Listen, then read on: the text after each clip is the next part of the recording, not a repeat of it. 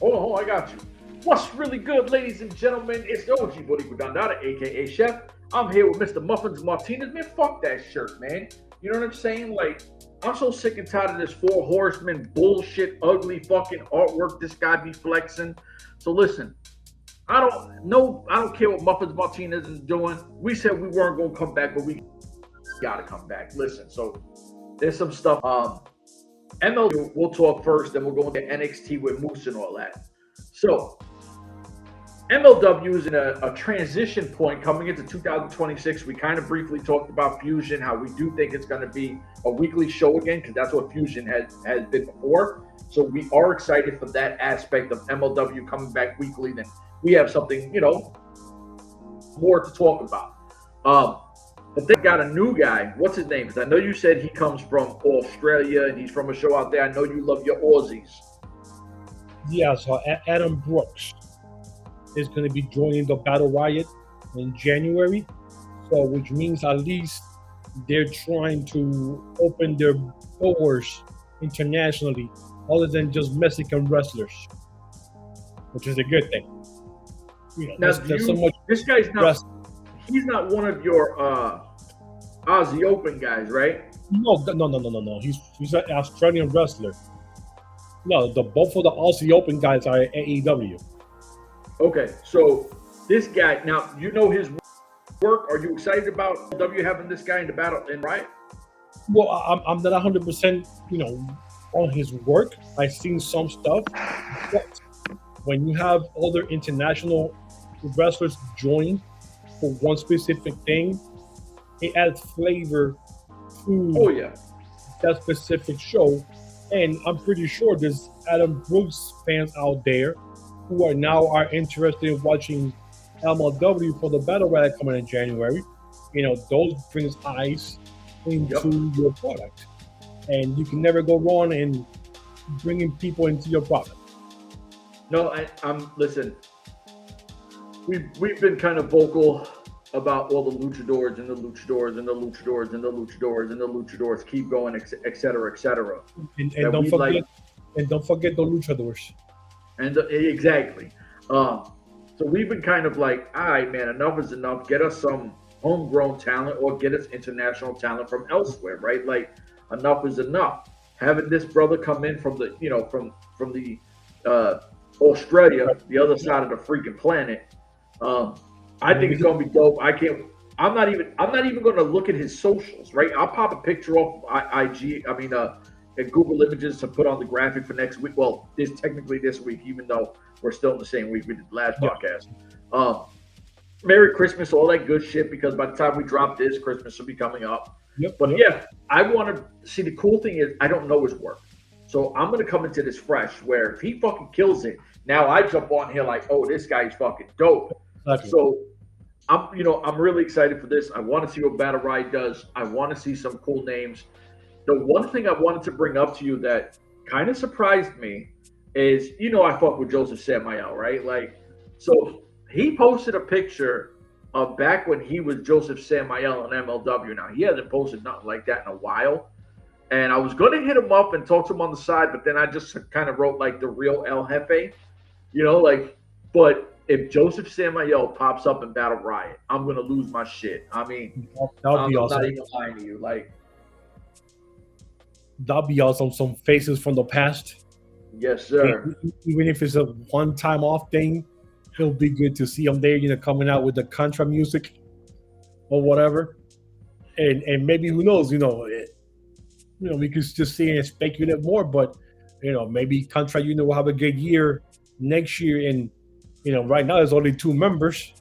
They can start 2026, Josef just Samael, and a couple other new guys from the roster that show up on Battle Riot, and they end the show Contra unit destroying half of the roster there, putting flags all over everybody, man. That'd be kind of cool. This is why I love what I do, because I throw something out there, and this is why Muffins Martinez is the GOAT, right? Like, this is what I'm saying. I threw a little fucking sample out there. I did a little of that salt shit, right? Did a little ha, and he fucking set the place on fire. This is what he does, right? This is why he's who he is. So, if that happens, that'd be awesome. I'm contra unit. You know me. I'm biased as fuck. I'm going crazy.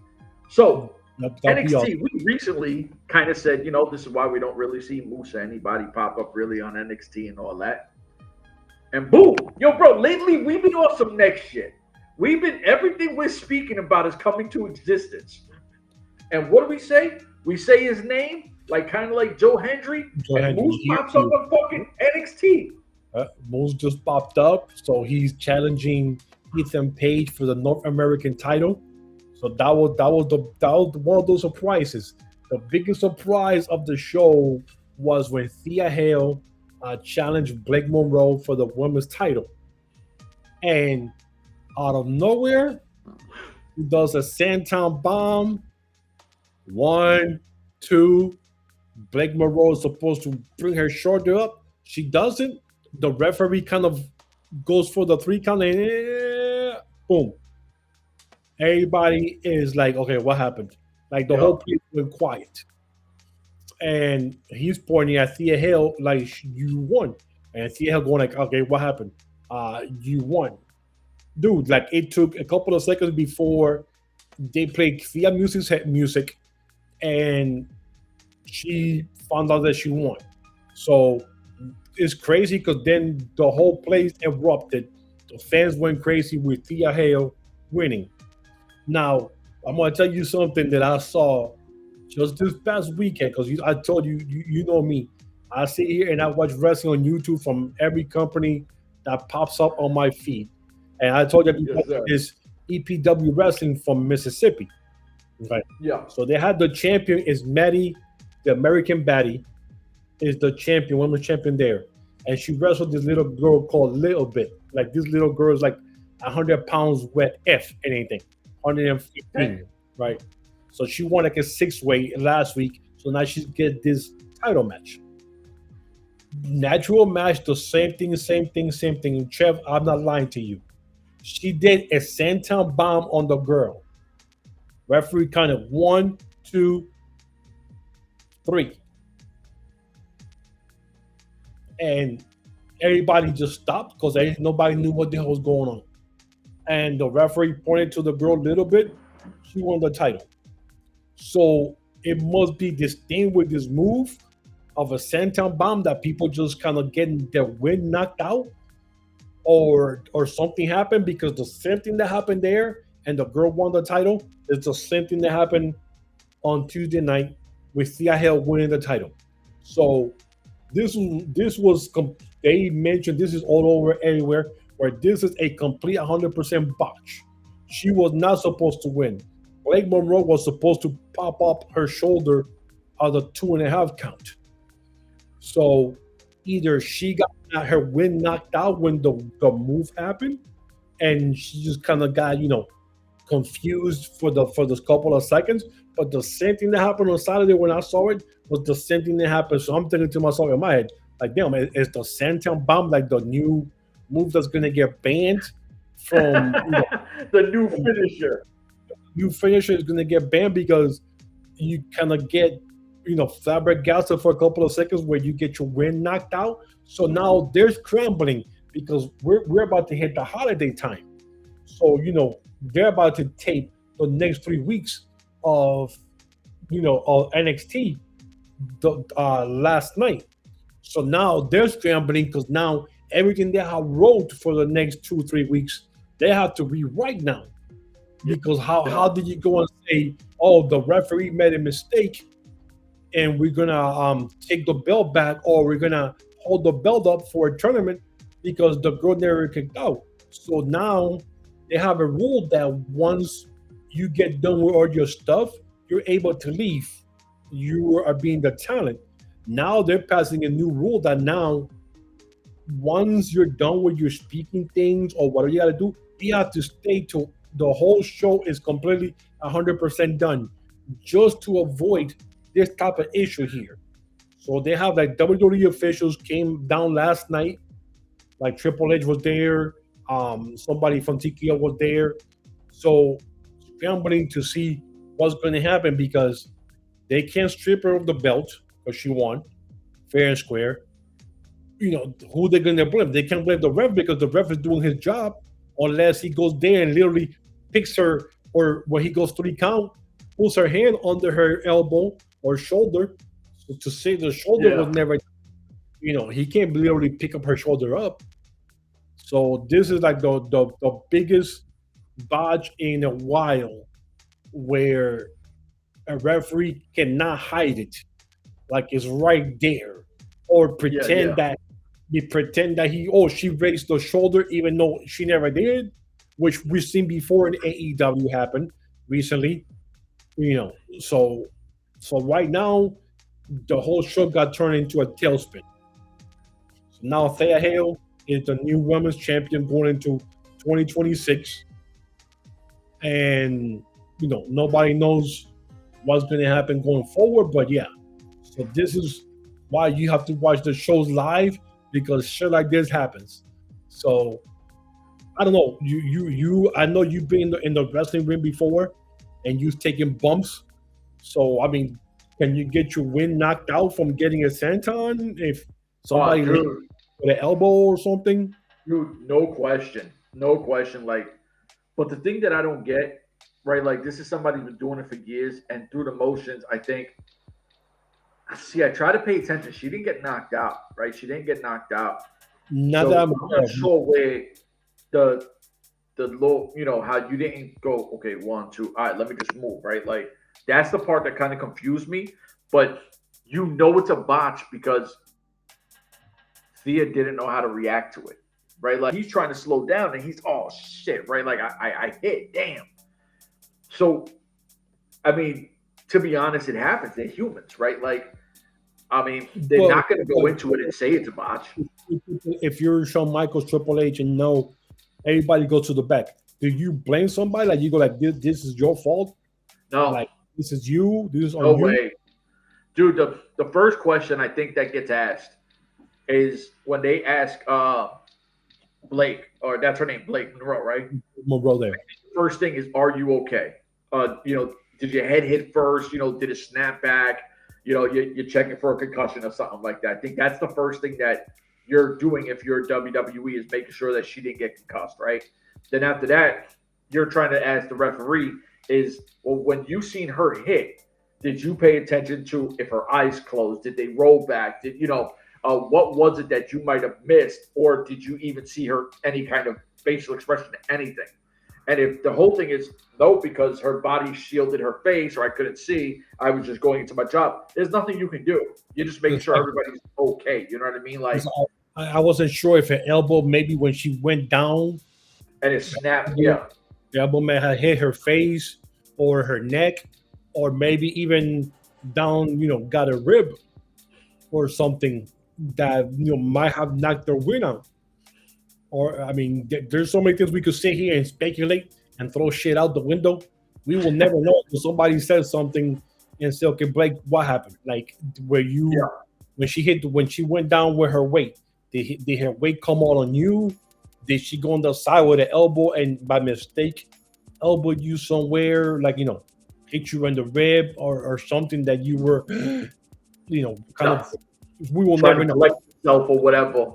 So we have to wait till one of these crap sheets comes out with, oh yeah, this is this is what Mick Monroe said this, and this. But now, I mean, now you're going to the next 2 weeks where you had things already taped for that specific woman thing, and now you're gonna have to rewrite everything. You have set up for Blake Monroe. I think that's the realism of live, right? That's unfortunate live because, I remember one time in Impact when Awesome Kong was supposed to go through a table, and it was I think they were called the Dollhouse, and they did the spot, slammed her into the table didn't break, right? The next day I came back in, they redid it, and I'm like, oh shit, like, they had it and they redid it, refilmed it, and I was like, oh, okay, that's the power of tapings, right? Like, you could fix things. It's a 3-month taping marathons. Yep. So with this, it's like, I mean, congratulations to Thea, right? Like, regardless of how you're a champion, you did what you had to do, and I know you're a fan of Thea. Oh yeah, from the Chase University. Yeah, you know what I mean? Like, surprised that none of the Chase guys, especially Mr. Chase, didn't come and find her and congratulate her.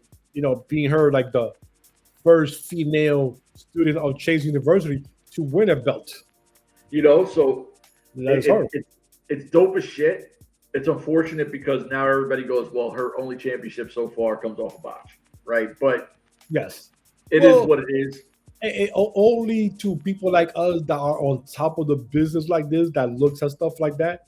But people who are just regular fans, they won't know because if they don't listen to the things that we listen to, Yeah. Twitter and constantly, and you follow people like that, you wouldn't know. You know, you're And like, oh, you know what? Like I said, there's nothing. Listen, Merry Christmas to her, right? Yes. Like Early she got a Christmas fucking gift. banging gift. You know what I mean? Like now, Triple H and Hunter and Triple H and Hunter, Shawn Michaels and Hunter, they're gonna have to, you know, call that audible because I can't believe time passes so fast. Because I remember when she turned 18 and she was being, for university and colleges, she was being sought out, and now she's 21. I'm thinking to myself, it's been already 3 years. Like she's been there for 3 years. Like what happened to my last 3 years of my life? Like where have I been? Like good lord, she's already 21. So man, that's crazy. It's a good night though. You know, Moose popped up. Yes, well, it was. If you live on the Rock, you know, Moose and Ethan Page kind of had a thing in Impact Wrestling, so you know there's a chemistry there. Yes, from the TNA days. You know, we had some information that brand new that today they talked about the Australian guy coming into MLW, so that's freaking big. You know, there's a lot of things. So you mentioned TNA, and we have mentioned on the last show that some people were signed for 3 months. And I found out it was Zachary Wentz, Steve Macklin, Jake something, and another person signed 3-month contracts. So meaning their contracts were already up and they signed like an extension for the next 3 months. And I'm guessing that's going to be the new thing going forward since you go into a new channel. They want to see how good what hits, what don't hit. 3 months are going to be. You know, if people are going to be watching, because now we get to see real numbers now. Yeah. But you know what though? I'm pretty sure NXT sends people over early to boost those numbers, and now people can't complain anymore. Oh, we don't know what the numbers are. We don't know this. Now you're going to see the numbers. If it's going to be once again in the little 100,000 folks watching it, or 600, 700K, which will be good. Because if they get at least 500K, 600K, then they're doing CW numbers. If Impact can do at least 300,000 off the rip, let's just say they average 300,000 to 400,000 off that first year. That's a building block. The first episode, I'm saying 500 to 600K. Because it's the first live episode. Everybody wants to see how the presentation looks. It's gonna be live, like you said. They might send some NXT people over to make the show look good the first episode, and then go from there. So I'm pretty sure the first episode is going to be high, 500, 600, and maybe you go down after that. But if they could average at least 6 something, you'll be in CW numbers for NXT. And that right there will be a win, to be honest with you. For sure. Listen. So we talked that all that good stuff. Is there anything we're missing before we do the Merry Christmas, Happy New Year, all that good shit? Well, I think we have more stuff to talk about. Yeah, but that's different. Gotcha. Well, this show will definitely be dropping around Christmas. Christmas. Yeah, after Christmas, probably that Friday. Yeah. Thursday or Friday, so it'll be Christmas. So we want to wish you a Merry Christmas, Feliz Año Nuevo, Feliz Christmas a todo el mundo, todos nuestros hispanos que nos ven en YouTube y que nos oyen en el radio, en RSS. Muchas gracias por oírnos. Muchas gracias por ver los videos de nosotros, de Me and Chef. Estamos aquí para ustedes. Le apreciamos su apoyo de todo el mundo. Los queremos a todo el mundo. Merry Christmas and all that good stuff, papi. Listen, like, subscribe, share, all that good shit. For me, this man, we out of here. Deuces.